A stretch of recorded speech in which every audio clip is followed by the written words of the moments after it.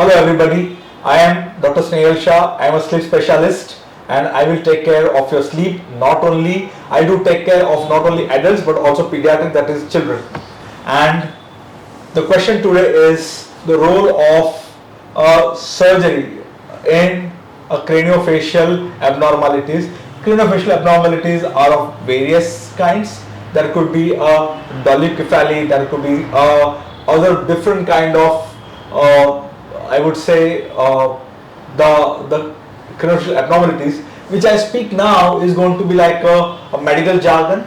To a layman, it will not have any impact. They will not understand. So I would limit myself in a very simple terms, where your bone, upper and lower bone, have not developed properly.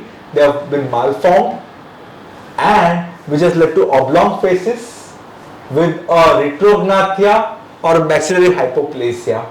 We are going to correct, only correction of 4 to 5 millimeter is required, but we do a mandible and maxillary advancements at a one go, and this is going to increase a retropalatal and retroglottal area, increase the space, posterior airway space, and this is going to help increase the reduce the apnea and improve the milestones of the patient. Craniofacial deformities present in various different types, and it is best left for I would say a pediatric surgeon to correct it, or for a maxillomandibular surgeons, or for I would say oral surgeons to deal with it. But it requires a precision of 4 to 5 minutes. If you do more, it's going to overcorrect itself, and that is the way how you will correct yourself, because that is going to also take care of a high arch palate.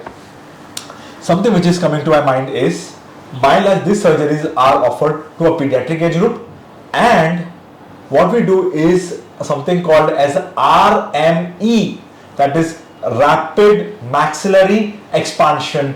That is the one which is done on a very common basis, initial to begin with, before we proceed to a maxillomandibular advancement, which is going to be a phase 2 or step 2, which is going to be more radical. So doing just RME or giving a mandibular splints, mandibular advancement devices, or a tongue retainer, TRD, tongue retainer devices, is what will take care of this particular sleep apnea. If it is not solvable by this particular procedures, then would you proceed to do a also integrated, or what I would say a sort of a maxillomandibular advancement, giving osteotomies and fixing it with a jaw fixation, maxillary fixation, to see for a growth of the mandible and maxilla.